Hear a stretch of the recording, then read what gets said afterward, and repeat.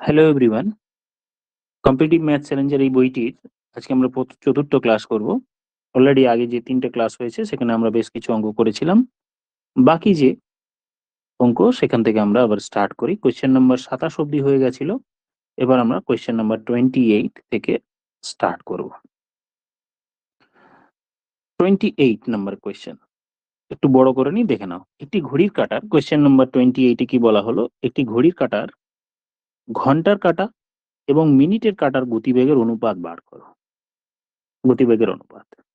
প্রথমে আগে ঘড়ির ব্যাপারটা একটু দেখে নিন যে কিরকম ভাবে ঘড়ির কি স্ট্রাকচার বা ছবি বা কত ডিগ্রি বা কি ব্যাপার থাকে। একটু ধরো ঘড়ি, এই ঘড়িতে কিভাবে কাঁটাগুলো নাম্বারিং থাকে। এখানে 12 থাকলো, 1 থাকলো, 2 থাকলো, 3 থাকলো, 4 থাকলো, 5 থাকলো, 6 থাকলো, 7 থাকলো, 8, 9, সবগুলো কিন্তু সমান দূরত্বে, 11 এরকম ভাবে দাগ কাটা থাকে। পুরোটা কিন্তু 360 ডিগ্রি, পুরোটা 360, মানে ধরো বোঝা যাচ্ছে না তো, আমি বলছি ধরো এরকম তুমি একটা জিনিস এখান থেকে স্টার্ট করে পুরো যদি আবার ঘুরিয়ে দাও, পুরোটা ঘুরে গেলে বৃত্ত একটি 360 ডিগ্রি কমপ্লিট হয়। তো এখানে আমি দেখছি যে টোটাল 12 খানা ঘর, 12টা দাগ, 12টা ঘর। তাহলে 12টা ঘরে যদি 360 ডিগ্রি হয়, তাহলে এক একটা ঘরের গ্যাপ কত বা অ্যাঙ্গেল কত? এক একটা ঘরের হচ্ছে 30 ডিগ্রি করে, 30 ডিগ্রি। এক একটা ঘর 30 ডিগ্রি, মানে আমি এখানে ছবিটা তোমাদের দেখাচ্ছি যে এক একটা ঘর 30 ডিগ্রি, মানে আমি কি বলতে চাইছি যে ধরো এখানে 12টার কাঁটা, এখান থেকে একটার কাঁটা সোজাসুজি যদি ঘড়ির কাঁটা মুভ করে, তাহলে কত ডিগ্রি বা কত ডিগ্রি, যে কোনো আমি জাস্ট ঘন্টার বা মিনিটের বলছি না, বলতে চাইছি কটা কাঁটাটি 12টার সোজাসুজি ছিল সেই জায়গা থেকে সরে এসে একটার জায়গায় পৌঁছালে তাহলে কত ডিগ্রি রাস্তা ট্রাভেল করলো। সেটাই আমরা বলতে চাইলাম যে এক একটা ঘর হচ্ছে আমার 30 ডিগ্রির। নিচে আমি বক্স করে দিয়েছি ওই জন্য। এক একটা ঘর হলো এই যে এখানে 30 ডিগ্রি, এক একটা ঘর হলো 30 ডিগ্রির। কেমন একটা হলো? এক একটা ঘর 30 ডিগ্রির। ওকে, হ্যাঁ, এক একটা ঘর 30 ডিগ্রি হলো, একটু বক্স করে দিই। এটা আমরা লিখলাম এক একটা ঘর হলো 30 ডিগ্রি। তাহলে এই যে ঘড়ির কাঁটা যদি একটা ঘর যায়, সে ঘন্টার কাঁটা হোক বা মিনিটের কাঁটাও যায়, তার মানে একটা গ্যাপ কত? এখানে আমরা বলবো 30 ডিগ্রির গ্যাপ তৈরি হয়েছে। এই যে 12টা থেকে একটার জায়গায় পৌঁছলো, তাহলে 30 ডিগ্রি। বা ধরো একটা ঘড়ির কাঁটা এরকম আছে, এই ঘড়ির কাঁটা এখানে 3-এর কাঁটায় ছিল, যদি 4-এর ঘরে যায় মানে এক ঘর গেল, তাহলে মানে কত ডিগ্রি গেল? 30 ডিগ্রি গেল। দুটো গেলে 60। তো যাই হোক, এই হচ্ছে আমাদের জিনিস। তো এবার আমি ঘড়ির কাঁটার ঘন্টা আর মিনিটের কাঁটা সম্পর্কে একটু এবার দেখি যে মিনিটের কাঁটা ঘন আর ঘন্টার কাঁটা সম্পর্কে। প্রথমে মিনিটের কাঁটা। ধরো ধরো মিনিটের কাঁটা এখন এই বরাবর 12টার সোজাসুজি আছে। তো 5 মিনিট পরে, মিনিট 5 মিনিট হয়ে গেলে কোথায় পৌঁছায়? আমরা বলি এখানে পৌঁছেছে। তার মানে মিনিটের কাঁটা 5 মিনিটে কত দূর গেল? এক ঘর গেল, দ্যাট মিনস 30 ডিগ্রি গেল, হয়ে গেল। বা 1 মিনিটে কত দূর গেল?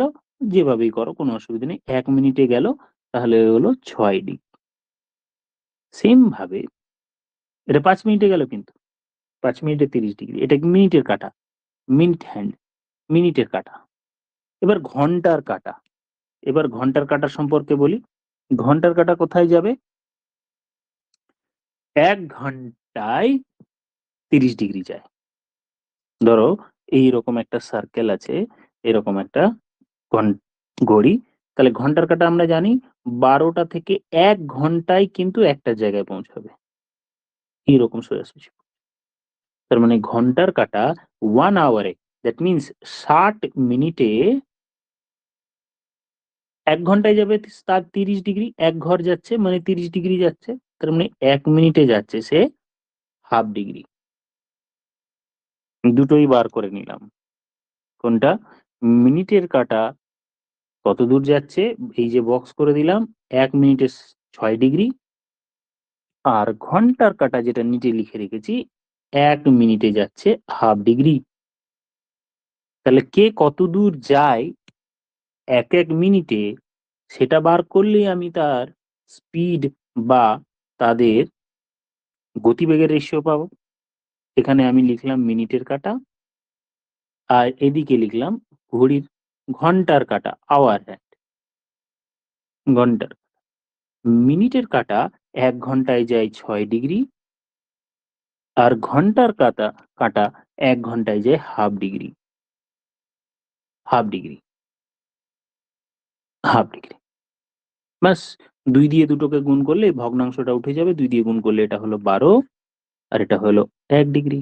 তার মানে 12:1 এই হয়ে গেল তাদের গতিবেগের অনুপাত। এই বুঝলাম আমরা 28 নম্বরের কোয়েশ্চেনে। তাহলে ঘন্টার কাঁটা, তাহলে এটা তো আমি কার বার করলাম, মিনিটের আর ঘন্টা পরে।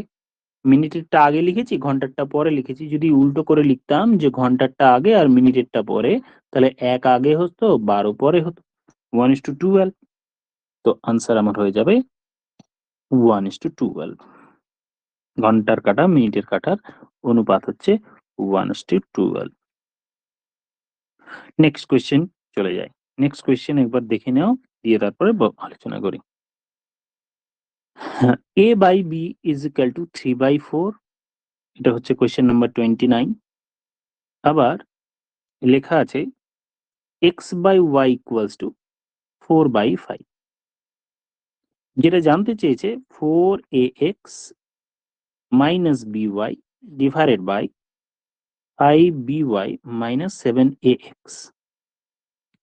এবার ভ্যালুগুলো বসিয়ে দেবো, ডিগ্রি ওপরের নিচে সমান আছে। যাই হোক, যা বলতে চেয়েছে সেটা বার করি। এর জায়গায় 3 বসাবো, বি এর জায়গায় 4 বসাবো, এক্স এর জায়গায় 4 বসাবো, ওয়াই এর জায়গায় 5 বসাবো, হয়ে যাবে।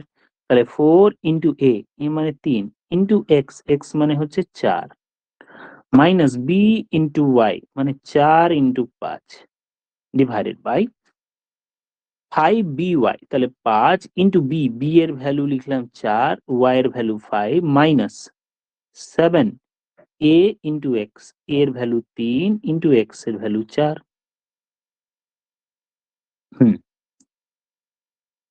তাহলে উপরে 48 মাইনাস 20 ডিভাইডেড বাই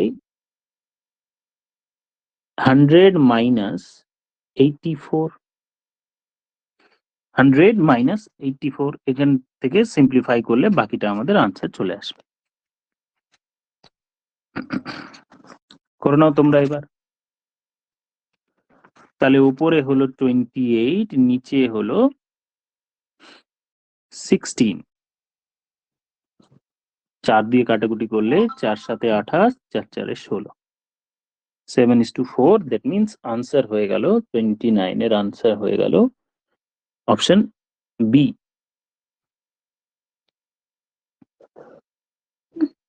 এবার চলে যায় question number 30। Question number 30। Question number 30-এ এই অঙ্কটি অপশন টেস্টে করলে সব থেকে ভালো। আমি দুটোই বলে দিচ্ছি, প্রথমে অপশন টেস্টে বলি।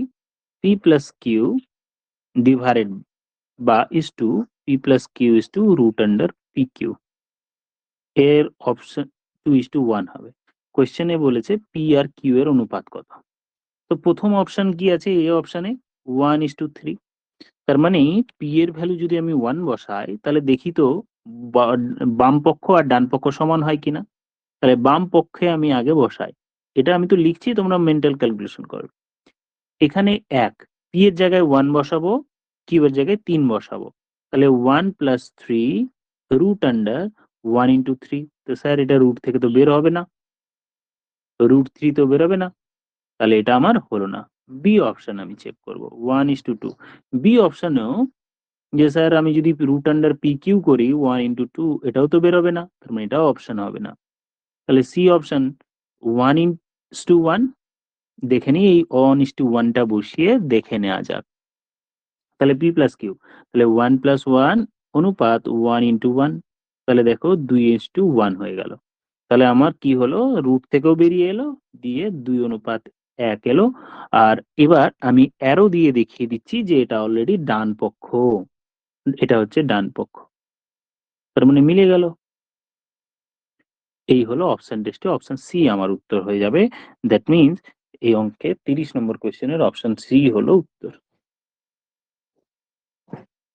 প্যারালালি এবার এমনি এই যে অপশন টেস্টে যদি না করি তাহলে কিভাবে করতাম, স্কোয়ার করে দিলেই চলে আসবে। আমি এবার উপরে সেটা মুছে দিয়ে বলি।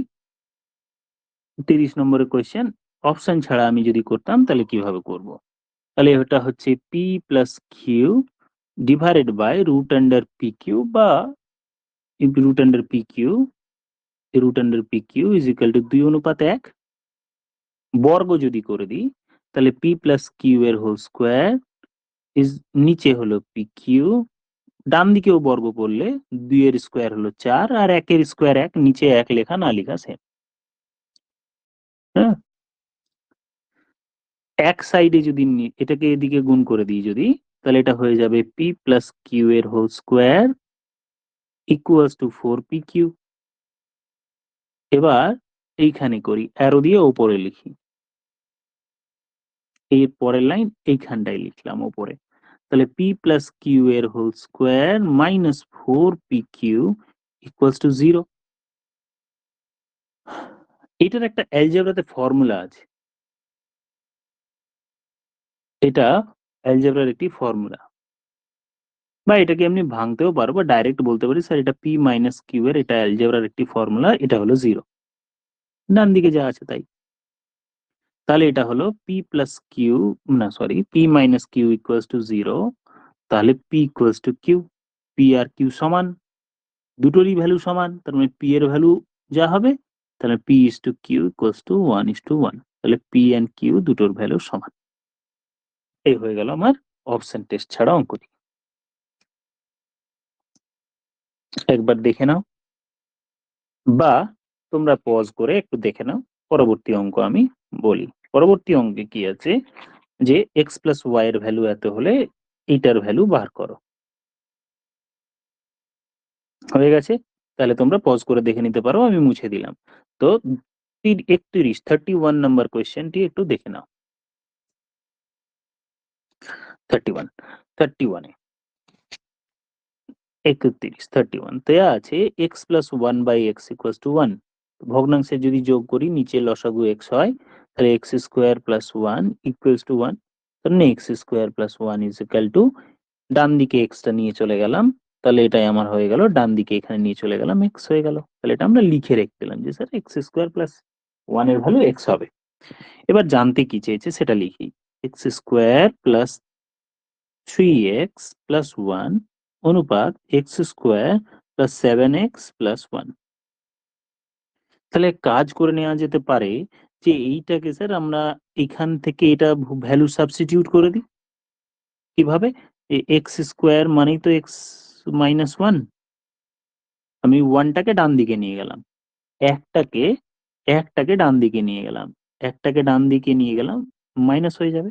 তাহলে এক্স স্কোয়ারের ভ্যালু আমি পেয়ে গেলাম এক্স মাইনাস 1, তাহলে লিখে দিলাম এক্স মাইনাস 1 প্লাস বাকি অ্যাজ ইউজুয়াল যেরকম ছিল সেগুলো লিখে দিলাম। তাহলে এখানে লিখলাম x minus 1 plus 7x plus 1। তাহলে আমার হাতে দাঁড়ালো কি, এইটা 4x পড়ে থাকলো, আর এইদিকে আমার পড়ে থাকলো 8x। কেন, কারণ -1 আর +1 তো কেটে যাবে, -1 +1, এই যে এই +1 আর এই -1, এইটারও দুটো কেটে যাবে, তাহলে আমার x ও কেটে যাবে, পরের লাইনে x কেটে গিয়ে পড়ে থাকলো 1:2, বা 1:2। অপশন ডি হচ্ছে আমার আনসার 31। একটু দেখে নাও, বা তোমরা পজ করে নাও, পজ করে দেখে নাও। চলে যায় নেক্সট কোয়েশ্চেন, কোয়েশ্চেন নাম্বার 32। 32 তে কি লেখা আছে, দুটি সংখ্যার সমষ্টি 20, একটু বড় করব না একটু উপরে তুলি, দুটি সংখ্যার সমষ্টি 20, সংখ্যা দুটি বার করতে বলেছে তাদের মধ্য সমানুপাতে। তাহলে এই বইয়ের অঙ্ক হিসেবে তো স্যার ডাইরেক্টলি অঙ্ক হয়ে যাচ্ছে, দুটি সংখ্যার যোগফল 20, তাহলে এই প্রথম অপশনে দুটো সংখ্যা যোগ করলে 20 অনেক বেশি, দ্যাট মিনস 48 হয়ে যাচ্ছে। সি অপশন যদি নিই তাহলে স্যার 8×4=12 বড় হয়ে যাচ্ছে, এটা যদি নিই তাহলে আমার 24 বড় হয়ে যাচ্ছে, তার মানে বি অপশন পড়ে থাকলো। এই হতো। আচ্ছা, এটা তো একটা মেথড হলো যেটা আমরা অপশন টেস্টে করলাম। অপশন টেস্টে যদি না করতাম এভাবে করতাম, এক্স প্লাস ওয়াই, দুটো সংখ্যা আমি এক্স আর ওয়াই ধরে নিচ্ছি, এক্স এন্ড ওয়াই দুটো সংখ্যা ধরে নিচ্ছি, এক্স এন্ড ওয়াই দুটো সংখ্যা ধরে নিচ্ছি, তাহলে তাদের যোগফল এক্স প্লাস ওয়াই, এটাই কোয়েশ্চেনে দেয়া আছে 20, দুটো সংখ্যার যোগফল হলো 20, অপশন টেস্টে যদি না করি। আর এদের মধ্য সমানুপাতি, মধ্য সমানুপাতি আমরা এর আগেও শিখেছি যে মধ্য সমানুপাতির ভ্যালু হয় এই দুটোর গুণফলের রুট। তাহলে রুট আন্ডার এক্স ওয়াই এটাই মধ্য সমানুপাতি, আর এটাই কোয়েশ্চেনে 8 দেয়া আছে, মধ্য সমানুপাতি 8 দেয়া আছে, গোল করে দিলাম। তাহলে এক্স ওয়াই এর ভ্যালু 64 আর X plus Y is equal to 20। তাহলে অপশন টেস্ট না করলে অঙ্কটা একটু বড় হয়ে যাচ্ছে, কোনো অসুবিধা নেই, করে নিন। তাহলে এখান থেকে এক্স ইকুয়াল টু কত হবে, 64 বাই ওয়াই, ওয়াই ডান দিকে গিয়ে ডিভাইড হয়ে গেল, এই এক্স এর ভ্যালুটি এখানে বসিয়ে দাও। তাহলে 64 by Y plus Y is equal to 20, অনেকটাই বড় হয়ে যাচ্ছে। 64 প্লাস Y square is equal to 21, তার মানে Y square minus 21 plus 64 equals to 0। একদম মিডল ফ্যাক্টরের জায়গায় পৌঁছে গেলাম, সময় নষ্ট হয়ে যাচ্ছে, ঠিক না? যদি অপশন টেস্টে একান্তই না করি তাহলে আমাকে এই অ্যাপ্রোচ গুলো করতে হবে। তাহলে এবার এটাকে মিডল ফ্যাক্টর করলে দুটো ফ্যাক্টর আসবে, X Y minus 16 into Y minus 4 equals to 0। তার মানে এটারও ভ্যালু যদি 0 হয়, এটারও ভ্যালু যদি 0 হয়, তাহলে এক্স এন্ড ওয়াই এর ভ্যালু গুলো পেয়ে যাবো। তাহলে ওয়াই মাইনাস 16 যদি 0 হয়, ইকুয়ালস টু যদি 0 হয়, তাহলে ওয়াই ইকুয়ালস টু 16। মাইনাস 4 যদি 0 হয়, তাহলে ওয়াই এর ভ্যালু 4। এই যে দুটো ভ্যালু পেয়ে গেলাম, 16 এবং 4। দেখো না, মিডল ফ্যাক্টরের একটু বড় হয়ে গেল, কোনো অসুবিধা নেই। চলে যাই আমরা next question, question number 33। 33 corner multiply করলে আমরা তার উত্তরটি পেয়ে যাব। 33 নম্বরের অঙ্ক। 33 দেখো কি লেখা আছে, 33 2a plus b divided by a plus 4b equals to 3। তাহলে কর্নার মাল্টিপ্লাই করে নিই, ঠিক। কর্নার মাল্টিপ্লাই করে নিলে কি হবে, 2a প্লাস বি, এটার সাথে এই কর্নার মাল্টিপ্লাই হয়ে যাবে, 3 দিয়ে গুণ হবে, 3 ইন্টু a প্লাস 4b। তার মানে 2a plus B equals to 3a plus 12b। তাহলে এদিকে সাইড যদি আমি চেঞ্জ করি, কিছু ঘটনা ঘটছে কিনা দেখে নেওয়া যাক। তাহলে 2a মাইনাস 3b, না 3a equal to 12b minus b। Negative হলো কেন, একবার চেক করে নি। 3a 3 4 12, 2a plus b। তাহলে minus 2a equals to 11b। একটু নিচেরটা মুছে নিই, তার মানে a এর ভ্যালু -11। ঠিক আছে, এই নিচেরটা একটু মুছে নিই। তাহলে আমরা a এর ভ্যালু পেয়ে গেলাম -11b। এখানে একটু ঠিক করে নিতে হবে,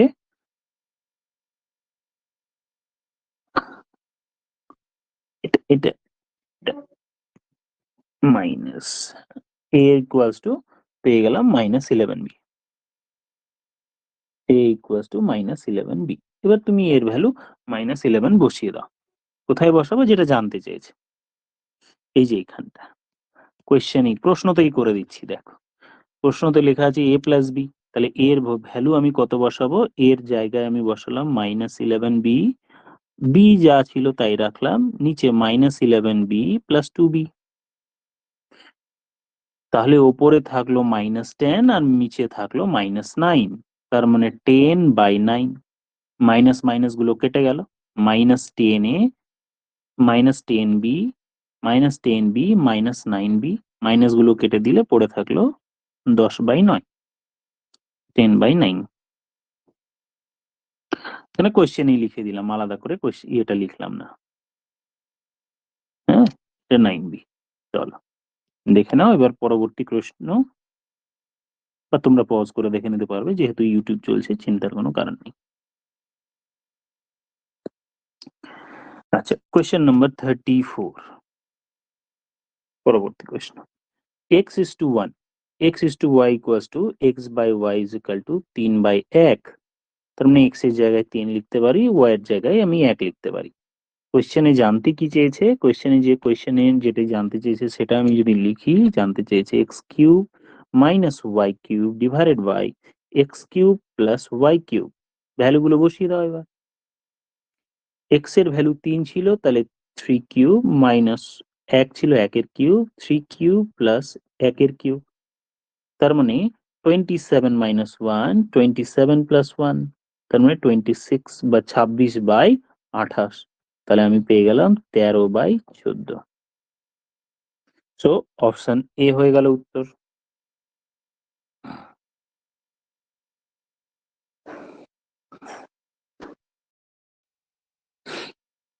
থার্টি ফোর হয়ে গেল। এবার একটু মুছে নিয়ে চলে যাব 33 এর ক্লাসের অঙ্কটি আমরা অলরেডি প্রথম দিনের ক্লাসে কিন্তু কিছুটা শিখে নিয়েছিলাম। 54 নাম্বার কোয়েশ্চেনটাই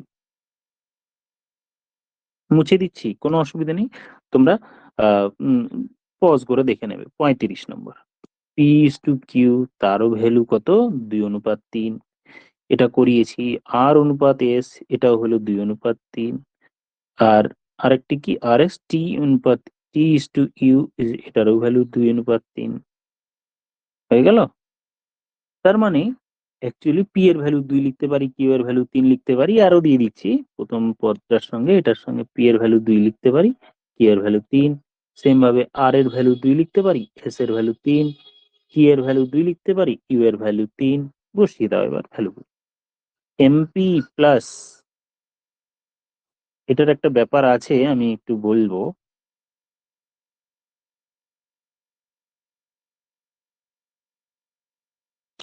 এটা একটা জিনিস শিখবো। আপাতত এই ভ্যালুটা বসিয়ে নিই, এখানে আমরা কম্পোনেন্ট ব্যাপারটা এগুলো একটু শিখবো। Divided by M Q plus N S plus O U, এর ভ্যালু কত হবে দেখা যাক। তাহলে এম যেরকম আছে থাক, পি এর ভ্যালু বসিয়ে দিই, তাহলে 2m। পি এর 2 বসালাম, হ্যাঁ, পি এর ভ্যালু 2 বসালাম। এখানে আবার আর এর ভ্যালু আমি 2 বসাবো, 2r। তারপর টি এর ভ্যালু আমি বসাবো 2, 2 বসিয়ে দিলে কোথায় পাচ্ছি? এই যে এখানে লেখা আছে 2 এর ভ্যালু। তার বলে 2o ডিভাইডেড, নিচে ভাগ, এখানে সাইডে লিখি, নিচে না লিখে সাইডে লিখি, প্লাস 2o ভাগ এম যা আছে থাক, কিউ এর ভ্যালু বসিয়ে দিই, তাহলে হলো 3m plus 3n plus 3o। ওপর গুলো থেকে 2 কমন যাবে, তাহলে m প্লাস n প্লাস, এটা n আছে, প্লাস ও ভাগ দিয়ে 3m প্লাস n প্লাস ও হয়ে গেল। এইটুকু পার্ট এবার আমি যেটুকু কমন আছে দেখছি একই, কেটে দিলাম, পড়ে থাকলো 2/3। 2/3 হয়। আচ্ছা, এই আমাদের বিশদ ব্যাপার হলো। এবার আমরা কয়েকটা জিনিস শিখবো। স্যার এটা কি ডাইরেক্ট করা যেত? ডাইরেক্ট করার জন্য আমাকে একটা জিনিস শিখতে হবে। কি জিনিস শিখতে হবে? কয়েকটা। কম্পোনেন্টও কি জিনিস, ডিভিডেন্ডও কি জিনিস, এই পার্ট গুলো আমরা কিন্তু একটু আলোচনা করে তারপর অ্যাডেন্ডো ব্যাপারটা বুঝবো। অ্যাডেন্ডোতে দিয়ে হবে, অ্যাডেন্ডোর বা সংযোজন প্রক্রিয়া কি জিনিস, ব্যাপারটা বুঝি একটু। অ্যাডেন্ডোটা মুছে দিলাম। এটা এটা তো আমাদের এমনি হলো, চিন্তা ভাবনা করলাম, নর্মালি করলাম। এবার একটা প্রসেস হচ্ছে, নাম হচ্ছে সংযোজন প্রক্রিয়া। সংযোজন প্রক্রিয়া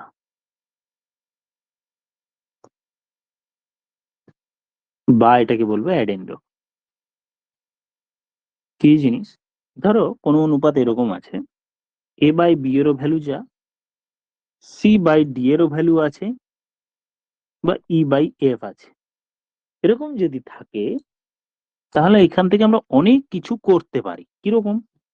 আমি ওপরের গুলোকে যোগ করে দিলে, মানে এই যে তিনটে দেয়া ছিল, এবার আমি নিচে থেকে লিখতে পারি যে এটাকে স্যার ওপরের গুলো যদি যোগ করি তাহলে কি হবে? একদমই তাই, ঠিক। এটাকে এরকম ভাবে লেখা যেতে পারে। এবার স্যার আরো অন্য কিছু কি লেখা যেতে পারে? হ্যাঁ, যে ধরো ওপরের গুলোকে তুমি একটাকে 3, এ কে 3 দিয়ে গুণ করেছো, তাই না? ধরো উপরেরটিকে 3 দিয়ে গুণ করেছো, 3a লিখলে, তাহলে নিচেরটিকেও 3 দিয়ে, মানে নিচে কি আছে, b, তাহলে নিচেও আমি 3b লিখতে পারি, কারণ উপর নিচে 3 দিয়ে গুণ করলে তো কেটে যায়, ঠিক না? তাহলে এটা যদি 3 দিয়ে গুণ করতাম, এটাও 3 দিয়ে গুণ হতো। তো 3 কেন করছি ব্যাপারটা বলছি। 3 এর জায়গায় তুমি 7 দিয়ে গুণ করলে ওপরেরটাকে, নিচেরটাকেও তোমাকে 7 দিয়ে গুণ করতে হবে। এরপর ধরো সি কে তুমি 5 দিয়ে মাল্টিপ্লাই করলে, তাহলে 5c হলো, আর নিচেরটাকেও তোমার 5 দিয়ে মাল্টিপ্লাই করতে হবে, মানে 5d হবে। তাহলে এবার সাপোজ ই কে 7 দিয়ে মাল্টিপ্লাই করেছো, তাহলে 7e লিখতে পারো, তাহলে নিচেরটাকে আমি 7f লিখতে পারি।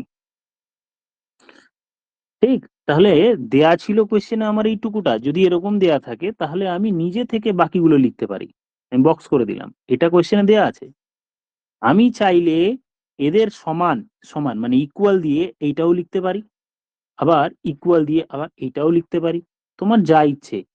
ধরো কেউ বললো স্যার এম এ, তাহলে নিচেও তোমাকে এম বি লিখতে হবে, প্লাস করে সাপোজ এক্স, ওপরে এক্স সি লিখলে তাহলে তোমাকে নিচেও এক্স ডি লিখতে হবে সেম ভাবে।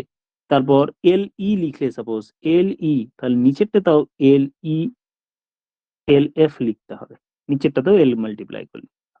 তাহলে কি বললাম, সমান এই তিনটে দেয়া ছিল, আমি কিন্তু চাইলে দরকার পড়লে এটাও লিখতে পারি, এটাও লিখতে পারি, এটাও লিখতে পারি, মানে তিনটেরই ভ্যালু সেম হবে।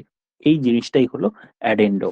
এটাকে আমরা কিছু অঙ্কের ক্ষেত্রে দেখতে পাবো যে এখানে বেশ কিছু অঙ্ক কিন্তু এই 35 এর মতোই আছে। তাহলে এবার 35 কি ছিল দেখো এবার। 35 এরটা স্যার ডাইরেক্টলি করা যেত কি যেত না, এটা শেখার জন্য আমরা অ্যাডেন্ডেটাও এবার শিখলাম। 35 35 নম্বর, দেখো 35 এমনি একবার করেছি, কিন্তু আমি এত খাটবো কেন যখন এই থিওরেমটা বা এই জিনিসটা আমার জানি। লেখা আছে দেখো, পি বাই কিউও যা হবে, আর বাই এসও যা হবে, ই বাই ইউও যা হবে, তার ভ্যালু 2/3 হবে। এবার আমি একটু আগে বললাম যে এই স্যার এই তিনটে যা আছে আমি চাইলে তো ওপরে দুটোর সঙ্গেই মাল্টিপ্লাই করতে পারি, দিয়ে যোগ করতে পারি, তার মানে এমপি লিখলাম, তার নিচেও আমাকে এম কিউ লিখতে হবে। তারপর আর এর সাথে যা মাল্টিপ্লাই করবো, যাই করি না কেন তোমার ইচ্ছে নিজের মতো, কিন্তু কোয়েশ্চেনে এন মাল্টিপ্লাই করা আছে, তাহলে এন আর হলো, তাহলে নিচেও তোমাকে এন এস করতে হবে, প্লাস দিয়ে ওপরে আমার ও দিয়ে মাল্টিপ্লাই করা আছে, তাহলে তুমি ও টি লিখলে, তাহলে নিচেও ইউ এর সাথে ও ইউ লিখতে পারি, তাহলে সমান হবে। তাহলে এইটারও ভ্যালু যদি 2/3 হয়, এইটারও ভ্যালু 2/3 হবে, এইটারও ভ্যালু 2/3 হবে, এবং এইটা যেটা বক্স করলাম তারও ভ্যালু হবে 2/3। তাহলে আমার ডাইরেক্ট উত্তর চলে আসলো 2/3। শুধু তোমাকে খেয়াল করতে হবে ওপর নিচে সেম জিনিসটা মাল্টিপ্লাই করা হয়েছে কিনা যোগ করার আগে। আমি তো যোগ চিহ্ন দিয়েছি মাঝখানে, তো ওই যোগ চিহ্নর আগে তোমাকে খেয়াল করতে হবে যে ওপর নিচে সেম জিনিস দিয়ে মাল্টিপ্লাই করা হয়েছে কিনা, সেম জিনিস দিয়ে মাল্টিপ্লাই করা হয়েছে, এটা তোমাকে দেখে নিতে হবে। তাহলে এখান থেকে আমরা ডাইরেক্টলি অ্যাডেন্ডো দিয়ে অঙ্কগুলো করে নিতে পারি। এরকম অঙ্ক আরো বেশ কিছু আছে, কিন্তু আমি 54 এরটা যেহেতু চোখে পড়লো, মাঝখানে পরে হয়তো আবার চোখে পড়তে পারে। 54 এর কোয়েশ্চেনটি আমি একবার দেখাই, দেখো এটাও কিন্তু অ্যাডেন্ডো টাইপ। 54 একটা, 54 এই যে অঙ্কটি দেখো, যে স্যার এটা এরকম ভাবে লেখা আছে, দেখো এর সাথে 3 মাল্টিপ্লাই হয়েছে, এর সাথে 3 মাল্টিপ্লাই হয়েছে, নিচে বি এর সাথেও কিন্তু নিচে 3 মাল্টিপ্লাই হবে, দেখো 3 মাল্টিপ্লাই করা আছে। আমি সবুজ কালিতে বলি, বি এর সাথেও কিন্তু 3 মাল্টিপ্লাই করা আছে, সি এর সাথে 5 মাল্টিপ্লাই করা আছে, তাহলে নিচে ডি এর সাথেও 5 মাল্টিপ্লাই করা আছে, ই এর সাথেও 7 মাল্টিপ্লাই করা আছে, তাহলে এফ এর সাথেও যেন 7 মাল্টিপ্লাই করা থাকে, তাহলে এটার ভ্যালু যদি 1/2 হয় তাহলে এটাও আনসার হয়ে যাবে 1/2, ডাইরেক্ট আনসার চলে আসবে।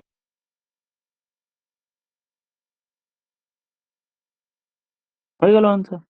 যদি বুঝতে না পারে আমি লিখে দেখাচ্ছি যে A by B equals to C by D equals to E by F, প্রত্যেকটির ভ্যালু 1/2 আছে। তাহলে আমি বললাম স্যার ওপরেরটা আমি যদি কোয়েশ্চেনে যে দেখো 3a লেখা আছে, 3a plus 5c plus 7e, এটা কোয়েশ্চেনে লেখা আছে। 3b plus 5d plus 7f, এটা কোয়েশ্চেনে লেখা আছে। তুমি শুধু দেখে নাও যোগ চিহ্ন লেখা আছে, ঠিক আছে, কোনো অসুবিধা নেই, কিন্তু সেম জিনিস দিয়ে ওপর নিচে মাল্টিপ্লাই হয়েছে কিনা তুমি দেখো। a এর সাথে মাল্টিপ্লাই 3 হয়েছে, a এর সাথে 3 হয়েছে, b এর সাথেও 3 হয়েছে, ঠিক আছে। c এর সাথে 5 হয়েছে, d এর সাথে নিচে 5 হয়েছে, ই এর সাথে 7 মাল্টিপ্লাই হয়েছে, এফ এর সাথেও 7 মাল্টিপ্লাই হয়েছে, ইকুয়াল দিয়ে তাহলে আমি এদের ভ্যালু যদি 1/2 হয় তাহলে এটাও আমি 1/2 লিখতে পারি। ব্যাপারটা ক্লিয়ার হলো? এটাই হলো অ্যাডেন্ডো, এই জিনিসটাই হলো আমার অ্যাডেন্ডো।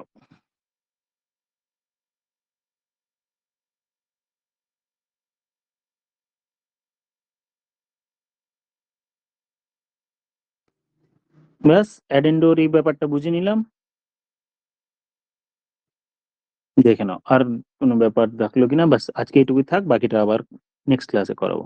Thank you all, have a good day.